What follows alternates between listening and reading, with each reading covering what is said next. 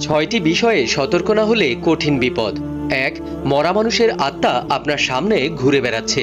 এমন কিছু দেখলে ভয় পাবেন না, আয়াতুল কুরসি পড়বেন, কারণ জিনেরা মৃত মানুষের ছদ্মবেশ নিয়ে ঘুরে বেড়ায়। ২. রাতে আয়না দেখবেন না, কারণ রাতে আয়নার মধ্যে জিন প্রবেশ করে, যে কোনো বিপদ হতে পারে। ৩. যদি রাতে আপনি মিষ্টি জাতীয় কোনো কিছু খান, পিঠা অথবা মিষ্টি, তাহলে বিড়াল অথবা সাপ যদি আপনার সামনে পড়ে তাদেরকে কিছু একটা অংশ দিন, কারণ জিন বিড়াল এবং সাপের রূপ ধারণ করতে পারে। নাম্বার ৪. যদি রাতের বেলায় রাস্তা ভুলে যান, অর্থাৎ আপনার বাড়ির রাস্তা চিনতে পারছেন না, তাহলে আজান দিন, সব ঠিক হয়ে যাবে। নাম্বার ৫.